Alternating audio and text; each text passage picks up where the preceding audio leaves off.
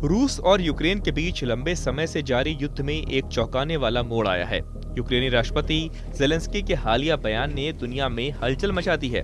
दरअसल जेलेंस्की के हाथ कुछ ऐसे जिंदा सबूत लगे हैं जिनके दम पर वो अब पुतिन को ललकार रहे हैं। जेलेंस्की ने दावा किया है कि यूक्रेनी सेना ने डोनेट्स्क क्षेत्र में 2 चीनी नागरिकों को हिरासत में लिया है, जो रूसी सेना के साथ मिलकर यूक्रेनी सेना पर हमले कर रहे थे।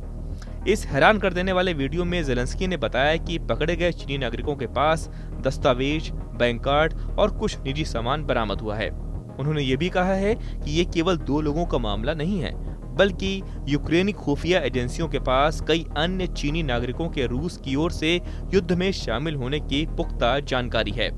जेलेंस्की ने यूक्रेन के विदेश मंत्री को बीजिंग से इस पर जवाब मांगा है। हालांकि इस मामले में अब तक चीन की चुप्पी ही दिखाई दे रही है। हाल ही में ऐसी खबरें सामने आई थी कि रूस को उत्तर कोरिया से सैन्य सहायता मिल रही है और कुछ क्षेत्र में उत्तर कोरियाई सैनिकों की तैनाती की गई है।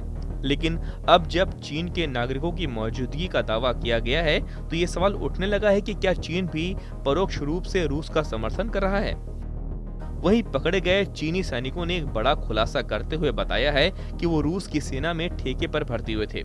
एक सैनिक चीन के हेनान प्रांत और दूसरा जिंग्यासी प्रांत का निवासी है। चीनी सैनिकों का कहना है कि रूस उन्हें मारने की योजना बना रहा था, जिसके कारण उन्होंने आत्मसमर्पण कर दिया। उन्होंने कहा कि एक रूसी सैनिक भी आत्मसमर्पण करना चाहता था, लेकिन ये बात सेना को पता चल गई और उस पर हमला किया गया। इन सैनिकों का दावा है कि वे कभी युद्ध के मैदान में नहीं गए थे और उन्हें ये अंदाजा नहीं था कि रूस की सेना इतनी क्रूर हो सकती है। उन्होंने ये भी कहा कि चीन में रोजगार के अवसर कम होते जा रहे हैं, इसलिए बेहतर भविष्य की तलाश में वो रूस आए थे, जहां युद्ध में शामिल होने पर अच्छा पैसा मिलने का वादा किया गया। वहीं जेलेंस्की ने यह भी बताया कि करीब 160 से अधिक चीनी लड़ाके अभी रूस की तरफ से युद्ध में शामिल हैं। यूक्रेन इस मुद्दे को संयुक्त राष्ट्र और G7 मंचों पर उठाने की तैयारी कर रहा है और पश्चिमी सहयोगियों की प्रतिक्रिया का इंतजार कर रहा है।